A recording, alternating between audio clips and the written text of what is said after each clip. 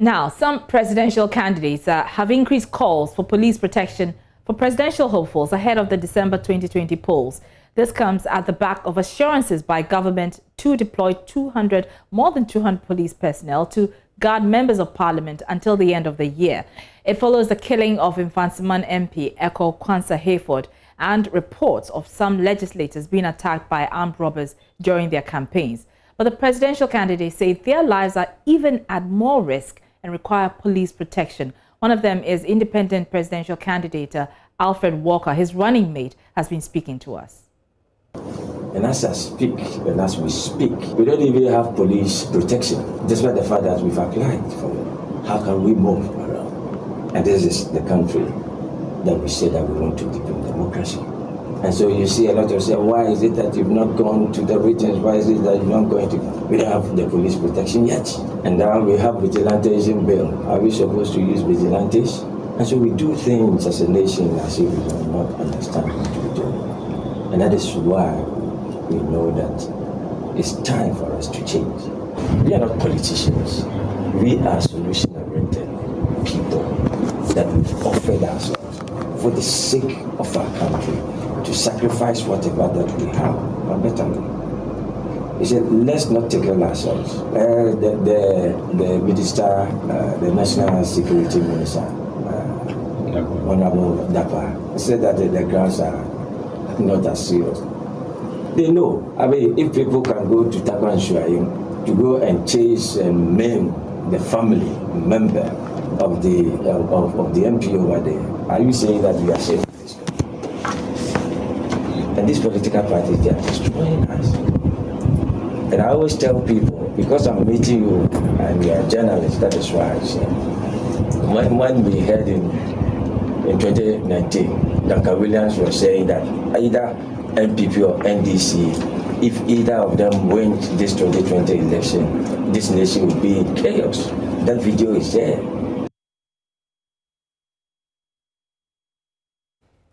Now, one person who is very concerned about this situation is the flag bearer of the All People's Congress, Hassan Ayariga. He has raised the matter again with the hopes that the police hierarchy will respond to their call. We speak to him shortly, but we also join on the line by security analyst Adams Buna for his perspective on this. All right, Mr. Buna, many thanks for joining us on Election Brief.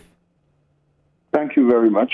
And, now, very well, thank you. We know in 2016 that the police provided the candidates with security, but there were fewer presidential candidates then. We're not sure why they've not done so this year. Mr. Ayariga argues that if they are providing 270 MPs with policemen, then presidential candidates ought to have security as well. Is his demand legitimate? Yes, it is very legitimate. If you take into consideration the level of crime we are recording, within, Accra and outside Accra on our highways, and the level of probably call it movement, the number of movement these guys are doing, presidential candidates and parliamentary candidates and MPs alike, or the politicians, one would have expected that, as the convention has always been, the police hierarchy or the police would have put in place, call it escort, or put in place guard service for you call them these are candidates for their parties, and so I was expecting this to be done, but unfortunately, I tried speaking to the person in charge, but I haven't been able to do that. I think I will still check why they have not done that when we are told that there are a little above 6,000 flash or hotspots in this country. Mm-hmm. It tells you that these areas could turn into something chaotic, and the last thing we want is for any of these flag bearers to be attacked on our highways. Very well. We'll come to you again. Please hold on for me because we have Mr. Ayariga joining us via Zoom. Mr. Ayariga, you make the point that it is crucial for the police to provide you and your other contenders with protection. Explain to us why that is so important for you.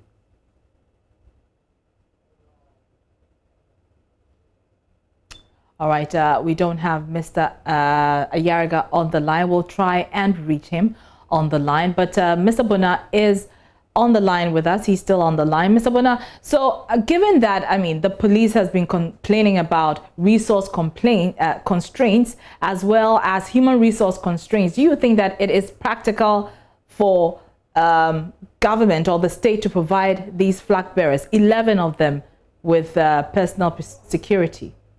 Well, they are less than 11. You have the flag bearer for the NDC by law. He's supposed to give in, police, protection.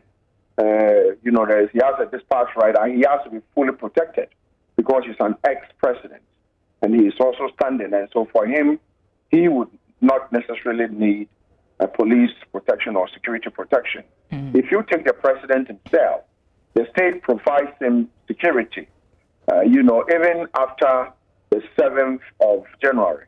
If it happens that he's no longer the president, he will still be entitled, he will go home with his security. And no, not him. I'm saying, do you have pictures? Say that again? Please go ahead. Yes. Then you take into consideration the remaining flag bearers would be the other 9, and the other 9 would have their running mate. And so my expectations are that the 2 of them wouldn't need it, but then I'm expecting that at least taking into consideration the vice president doesn't also need it. So 3 of them out of the way. And so 2 for each of these parties that are put forward a candidate to be voted on. I was expecting that at least we should make available our 20 or so police officers to protect these people. After all, we have less than a month to go to the elections, and so if we are going to give them security, it's technically 6 weeks, and it will be done.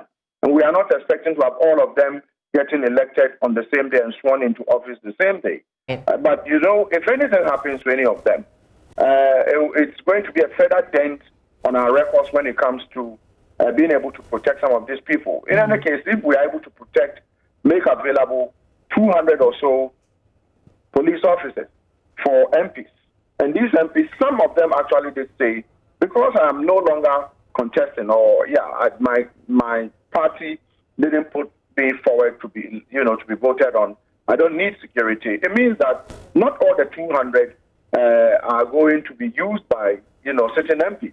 So I'm just surprised. I have to be, unfortunately, I'm surprised that this hasn't been sorted. It should have been sorted because these people are going to move crisscross. If you are going to give a parliamentary candidate who is a sitting MP, security for just a constituency, but you fail to give a presidential candidate who technically must visit these 16 regions in this country without police protection. Just go beyond Accra, then you would realize how highway robberies are rampant. Highway robberies are rampant, outside Accra. And so as far as I'm concerned, I would want to add my voice and say that let's not wait for anything to happen, because we should go by the convention. Let's provide them. If the EC cleared 11 of them, the EC know the normal starts ahead and clear them.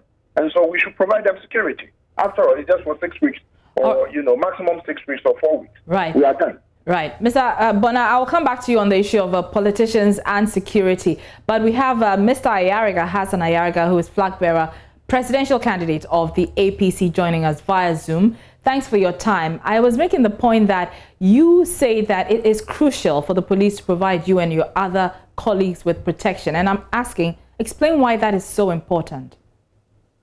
You see, we all run campaigns. And as a matter of fact, you get to a situation where even the crowd can overpower you, including the normal security that you have.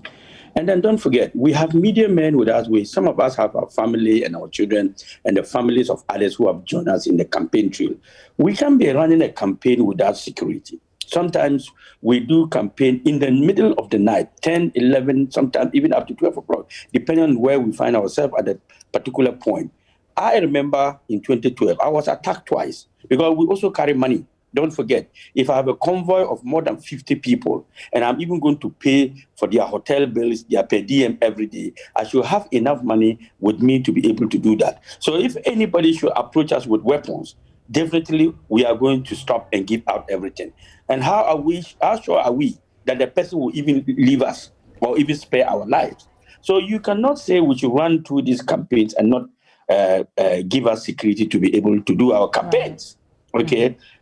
In 2012, I was attacked in Wa and attacked in Enchi twice in that campaign. Luckily enough, we also had weapons and we had registered these weapons and were able to use these weapons to defend ourselves. The second one was captured, but the first one, they ran away into the bush. What will happen this time in 2012 when we are already seeing evidence of violence against parliamentary candidates, normal parliamentary candidates who are vying to become parliamentary members? What about the flag bearer who goes with a lot of entourage? So clearly, we wrote to the EC, to the IGP 3 times. I personally signed the letters 3 times. And all along, he says that, oh, we'll get back to you. We'll get back. 6 months now, even before we were acclaimed flag bearers, we wrote to them because we were running to become flag bearer. After we became flag bearer, we wrote to them. After the EC cleared us, we wrote to them. So what do you want us to do now? 3 times, and we have evidence to show. Now, President Mahama is running with a whole lot of security. President Akufo-Addo is running with a lot of whole of security. Then the rest of the 10 of us, we are running without security. I don't think it's fair, and I don't think the Ghana police can tell us that we are not important, because actually, they don't even know who's going to be the next president. Right. They don't know who's going to. So if I become the next president, the next day after voting, are they now going to send security to my house? Well, we know that in 2016, 4 policemen were deployed to each presidential candidate. So you see, we don't know the situation this year. As you say, you have written officially to the police to give you security 3 times. Is that so? 3 times. 3 times. We've called them severally. And you haven't received any response from them? Hello, Mr. Ayariga. Okay. All they say that yesterday when we called them, they were saying that, oh, okay, we should now provide them with a number of policemen, the names of policemen we want them to give us security, and then they will now confirm it. And I said, look, I don't have policemen I don't have friends I know in the policemen that I should not give you their names for you to confirm. That's not the way to go. So explain to us the arrangements you have in terms of protecting yourself as you go about your campaigns. What arrangements have you put in place for yourself? Currently, we have contracted private security, including we training some of our boys to be part of the security to help. 2 days ago, when Kasua, look, they nearly pulled me out of the car. We couldn't even resist. The crowd jumped on my car. Another day when Agogoshi, if you see the crowd, the people wanted to enter my car, just because they wanted T-shirts and wanted other things for me to give to them. So you see, security is not just about those who attack you like armed robbers, but also those who love you can also become a threat at a point in time. Mr. Bona is still on the line with us. Mr. Bona, so you heard Mr. Ayariga. He's reached out to the police hierarchy 3 times already, and he's received no response. What's the implications of this? I mean, that, you know, people who have been set aside as presidential candidates, they've been given the green light by the Electoral Commission to campaign as presidential candidates. They don't have protection, security. What are the implications? What it implies is that we are actually breeding a certain, call it a certain group of people who we have passed a law to forbid from participating in our electioneering process, and I call them vigilante groups. The president, sent a bill to Parliament to be passed into law, saying that political parties should not have vigilante groups. In a situation like this, would any one of us who speak on security matters, dare say my good friend Hassan Ayariga and his people should not have people who protect them, I would say they have the liberty to do it. Because if the state wants to, what do you call that, protect them, the state will provide them with security so that they don't have to. He said it. He said we have trained some of our boys. Training some of their boys wouldn't be to hand-to-hand combat. It would mean training them to use proper use of firearms. And when these people, if it continues, I mean, they are going to train a lot of their people, because if their membership begins to grow, followers begin to grow, the larger your followers, the more, risky or busy, or what do you call it, your situation is going to be. Right. And so I was expecting that the police era, it is something that I cannot really explain why, because the convention has always been providing these people, in any case, like I said, this after 7th December, maximum 11 for. So if there's no declaration, we go into the second round. If there's a second round, most of them would not be contesting anymore. So why not give them the security? I am appalled. I would want to see a situation where someone at the police hierarchy, somebody should call these presidential candidates into a room. Don't just tell them, can you give me a list? I mean, it doesn't work that way. Call them into a room, ask them, what is the situation like? Okay, if you have some names you can give us, fine. If you don't have, in the next 24 hours, we'll give you security. Right. This is how proper functioning security architectures work. But it looks like the way things are going, I mean, if you go outside Accra, like I said, highway robberies are so rampant. It's not a joke. Highway robberies outside Accra. So when you hear the National Security Minister say, the insecurity challenges are reducing, I would want him to show me the statistics. Don't include the year, month in, month out, and include the months where we had COVID, when we had lockdown, and add them and say, for the last 12 months, it's come down. Take out month to month and tell me if it is coming down. It is not coming down. Violent crimes are going up. Highway robberies are going up. And these people carry cash. They carry cash. Most armed robbers want cash. And so as far as I'm concerned, somebody would have to act. Or else, if something else happened, I mean, we can all speak about it, but the truth is that it is not very good for our democracy. It is not at all good for our democracy. Thank you so much for your time. That's Adams Bona. He's a security analyst. I have Ms. Ayariga still on the line with me. Ms. Ayariga, what is your next line of action? We are about a month to the elections. Are you going to continue with your personal security or continue to pile pressure on the police hierarchy to provide you with security? I think that if I want to be honest, I'm not sure the police IGP is interested in giving political parties. We were meet presidential candidates. I remember very well that even before the EC announced that those political parties that were qualified were already having security because we're crisscrossing. You understand? Now we have been confirmed, we still don't have security. 1 month to election, we still don't have security. I don't really think that they are interested in giving us security. So we will continue with our internal security, and then we'll pray to God that nothing happens to anybody. That is all we can say for now. There's nothing much we can say. I think it's now in the hands of the media to also call the IGP and ask why. That Mr. Ayariga said he has written to them 3 times. If you want, I will send you the copies of the letters we sent to them and the number of calls we made to them. Not one, not twice. So I'm sure that they have a reason for not giving security, and we don't pray that anything happens to anybody. Already we have seen vigilante groups in other political parties. Clearly, like my brother Adam said, we'll definitely also be looking at a group that will defend us wherever we go. Okay. And we cannot call them vigilante group. We will call them party foot soldiers.